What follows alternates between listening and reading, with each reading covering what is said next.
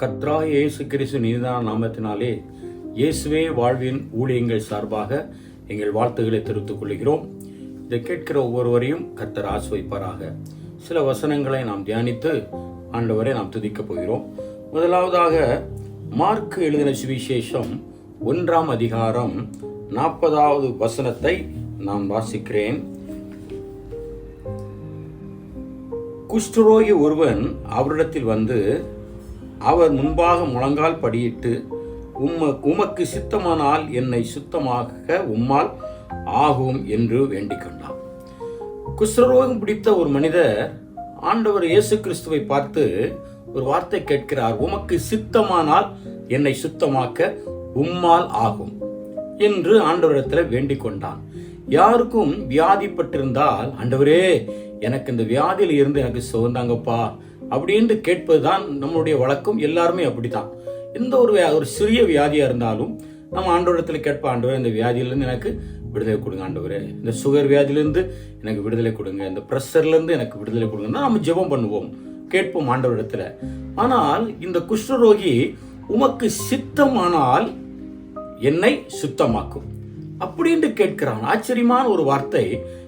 எனக்கு இந்த இதை நான் தியானம் பண்ணும் பொழுது எனக்கு ஆச்சரியமா இருந்தது. வியாதி குஷ்டரோகம் பயங்கரமான வியாதி.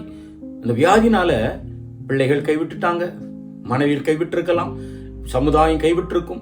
எல்லாரும் கைவிடப்பட்ட நிலைமையில இயேசுவை நோக்கி வந்து கேட்கிறார், உமக்கு சித்தமானால் என்னை சுத்தமாக்கும்.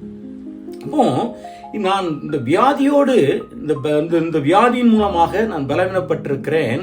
இந்த வியாதி என்னை துன்பப்படுத்தி கொண்டிருக்கிறது. ஆனாலும் அவர் கேட்பது உமக்கு சித்தம். அதுதான் முக்கியமான ஒரு நல்ல ஒரு விஷயம் அவரிடத்துல காணப்பட்டது. அவர் இந்த வியாதியில் இந்த வியாதி நிமித்தமாக நாம் இந்த வியாதி சுகமாகி நான் பாவம் செய்து ஆண்டவர் மகிமையை இழந்து நரகத்திற்கு போகிறதை விட இந்த வியாதியிலே நான் மரித்தாலும் மோட்சத்துக்கு போவேன். அதுதான் அவருடைய சித்தம். எல்லாரும் மோட்சத்துக்கு போறதான் விரும்புவாங்களே தவிர நரகத்திற்கு போகிறதுக்கு யாருமே விரும்ப மாட்டாங்க. இந்த குஷ்டரோகி அதனால்தான் நான் சுகமாகி பலபடி பாவம் செய்து தேவ மகிமையை நான் இழந்து விடனோ, அதனாலதான் அவர் கேட்கிறார், ஆண்டவரே உம்முடைய சித்தமானால் எனக்கு இந்த வியாதி சுகந்தாங்க, இல்லைன்னா வேண்டாம். நான் சுகமாகி நான் பாவத்தை செய்கிறது காட்டிலும் இந்த வியாதியிலே நான் இருந்து விடுகிறேன் அவருடைய சித்தம். அதனாலதான் அவர் சொல்லுகிறார், உம்முடைய சித்தத்தின்படி என்ன நடத்துங்க.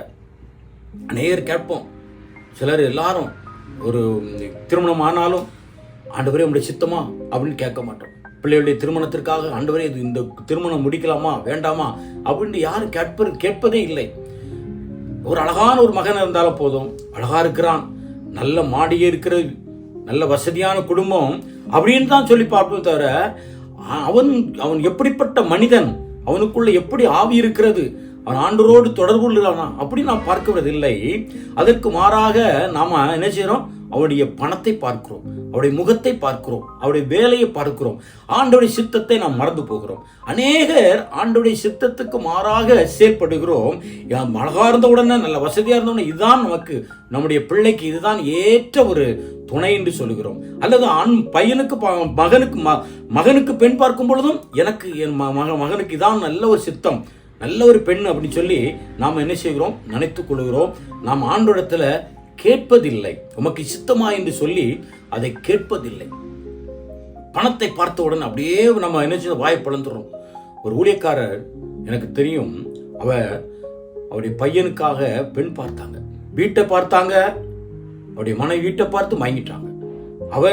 அவர் வீட்டுக்காரர் என்ன செஞ்சாரு, அவர் வீட்டில் ஒரு பெரிய ஜெபார் இருந்துச்சு, அந்த ஜெபாரை பார்த்து அவங்க மயங்கிட்டாங்க. ஐயோ ஜெபாரா இருக்குது, நல்ல ஜெபிக்கிற குடும்பம் அப்படின்னு சொல்லி அவங்க என்ன செஞ்சாங்க, மயங்கிட்டாங்க. ஆனால் அந்த வீட்டில் பெரிய வீடு உண்மை, பெரிய ஜெபார இருக்கிறது உண்மைதான். ஆனால் அந்த வீட்டில் ஜெபம் கிடையாது. ஜெபம் இல்லாத வாழ்க்கை ஒரு சந்தோஷமே இருக்காது. அந்த ஜெபம் இல்லாத வாழ்க்கையில ஒரு திருப்தி இருக்காது. நிறைய ஆவிக்குரிய புஸ்தகங்கள் எல்லாம் ஜெபாரைக்குள் இருக்கிறது. பைபிள் விதவிதமான தமிழ் பைபிள், இங்கிலீஷ் பைபிளா இருக்கிறது. அது இருக்கிறதே தவிர பைபிள் வாசிக்க மாட்டாங்க, ஜெபிக்க மாட்டாங்க. ஆனா இவங்களுக்கு அது என்ன செய்யல, தெரியவில்லை. ஆண்டவருடைய சித்தத்திற்கு ஆண்டவரே இது உங்களுடைய சித்தமா வேண்டாமான்னு ஆண்டவரை விசாரிக்கவில்லை. மாறாக இதுதான் நமக்கு சொல்லி திருமணம் முடிஞ்ச இன்றைக்கு வரைக்கும் அந்த குடும்பம் கண்ணீருக்குள்ள இருக்கிறது. ஆண்டவருடைய சித்தத்தை அறியாதபடிக்கு இருக்கிறது. அதான் இந்த குஷ்டரோகி ஆண்டவரை பார்த்துக்கிற உங்களுடைய சித்தம் என்ன ஆண்டவரே அப்படின்னு சொல்லி அவர் மனதுருக்கத்தோடு கேட்கிறார். என்ன பாருங்க, ஒரு விசுவாச குடும்பம். அந்த குடும்பத்துல மகளுக்கு ஒரு பெண் மாப்பிளை பார்த்தார்கள். மாப்பிளை அழகா இருக்கிறார், நல்ல வேலை, நல்ல சம்பளம், நல்ல வீடு இருக்கிறது, சொத்துக்கள் நிறைய இருக்கிறது. அவருடைய மனைவி சொன்னாங்க, இதுதான் நம்மளுடைய பிள்ளைக்கு அப்படின்ட்டு. ஆனால் கணவர் சொன்னார், இல்லம்மா இது வேண்டாம், ஜெபம் பண்ணிக்கொள்வோம், ஜெபம் பண்ணுவோம். அதுக்கப்புறம் ஜெபமே பண்ணலை, வேண்டானே சொல்லிவிட்டாரு, எனக்கு இது வேண்டான்னு சொல்லி. கடைசியில் குடும்பத்தில் கணவரை இருக்க விடவில்லை. உங்களால் என் மனைவிக்கு வந்த நல்ல வரம், நல்ல ஒரு மாப்பிள்ளை போச்சுது, நீங்கள் பிள்ளை வாழ்க்கையை கெடுத்துட்டேன்னு சொன்னாங்க. கடைசியில் பாருங்க, ஒரு 2 வாரம் தான் போனது. ஒரு நாள் கணவன் மனைவி பிள்ளைகளாக ஊருக்கு போறதுக்காக பஸ் ஸ்டாண்டு போகும் பொழுது ஒரு மனிதர் நல்லா தண்ணி அடித்து சாக்கடைக்குள்ள ஓரமா அரவஸ்திரம் தெரிகிற மாதிரி படுத்து கிடக்கிறார். அது உற்று நோக்கி பார்க்கும்போது யாருன்னு சொன்னா, இந்த மகளுக்கு நம்ம பார்க்க வேண்டும் என்று சொல்ல அந்த மாப்பிள்ளை பையன் குடிச்சிட்டு வெறிச்சிட்டு கிடக்கிறார். அதை பார்க்கவில்லை. அதான் மனுஷன் முகத்தை பார்க்கிறான், தேவனோ இருதயத்தை பார்க்கிறார் என்று நாம் வேதத்திலே பார்க்கிறோம். நாம முகத்தையே பார்த்து விடுவோம். அவனுடைய சுபாவம் எப்படி, அவனுடைய வாழ்க்கை எப்படி, அதை பார்ப்பதில்லை. ஆண்டவருடைய சித்தம் எது, அதை நான் பார்ப்பதில்லை. நாம ஜெபிக்கிறதில்லை. ஜெபம் பண்ணி ஆண்டவரே உங்களுடைய சித்தமான்னு சொன்னால் நமக்கு ஆசீர்வாதம். கொஞ்ச நாள் போனது, அந்த மகளுக்கு ஒரு நல்ல அழமையான ஒரு கணவன் கிடைத்தார். இன்றைக்கும் ஒரு வாழ்க்கை சந்தோஷமாக பூரிப்பார். ஏன் தெரியுமா? ஆண்டவருடைய சித்தத்துக்கு ஒப்பு கொடுத்தபடினால்தான்.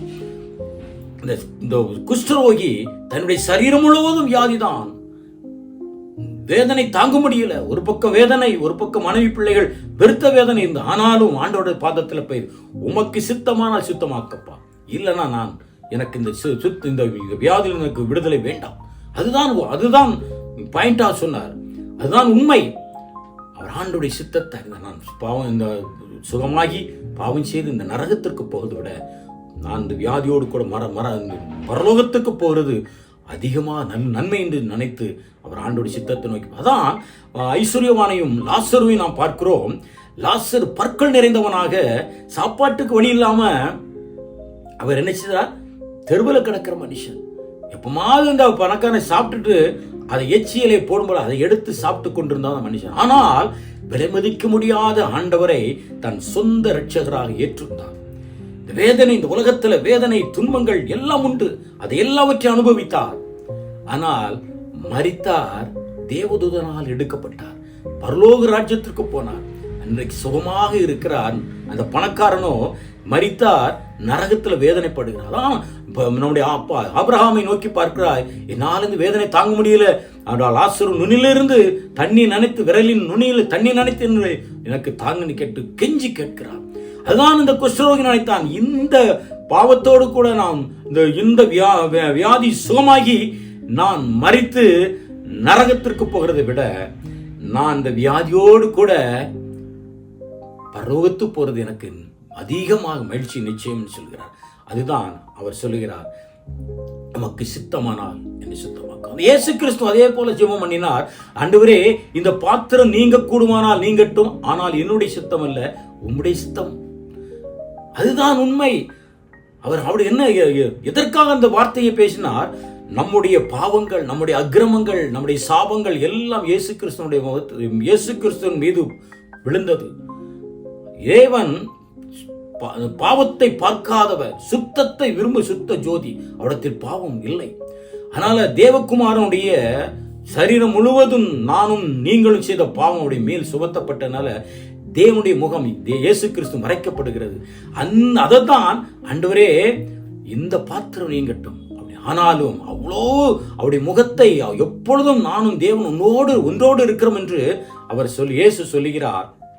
அதையும் அந்த நட்பையும் அந்த முகத்தை மறைத்தாலும் பரவாயில்ல, நம்முடைய மீட்புக்காக நமக்கு சித்தமானால் இதை செய்யுங்கப்பா. இந்த ஜனங்களுடைய மீட்புக்கு இதுதான் எனக்கு சரியான வழி என்றால் அதன்படி நீங்க நடத்துங்க ஆண்டவருடைய சித்தத்தின்படி நடத்துங்கன்னு சொல்லி அவருடைய சித்தத்துக்கு ஒப்பு கொடுத்தார். அதுதான் உண்மை. அதே போலதான் நானும் நீங்களும் ஆண்டவருடைய சித்தத்தை பார்க்க வேண்டும். மனிதனை நோக்கி பார்க்கப்படாது, சொத்துக்களை பார்க்கக்கூடாது, நகைகளை பார்க்கக்கூடாது, பொருளாசையை பார்க்கக்கூடாது. இயேசு கிறிஸ்துவை நோக்கி பார்க்கும் பொழுது நம்முடைய வாழ்க்கையில ஒரு பெரிய மகிழ்ச்சி, பெரிய சந்தோஷம் உண்டாகும். ஆனாலும் ஆண்டவர் அந்த குஷ்டரோகி அப்படியே விடல. அவன் இப்படி கேட்டவன், எனக்கு சித்தம் உண்டப்பா, நீ இஷ்டமா விடுதலை. அதுதான் ஆண்டவருக்கு சித்தமானால் உனக்கு அந்த அழகான பணக்காரன் தான். நீங்க ஏழையா இருக்கலாம், பெரிய பணக்காரன், பெரிய மாடி வீடு இருக்கும், அழகான நல்ல சொத்துக்கள் இருக்கலாம், அழகான ஒரு மகன் கிடைச்சிட்டான், ஆண்டவர் அது நிச்சயம் கொடுப்பார்.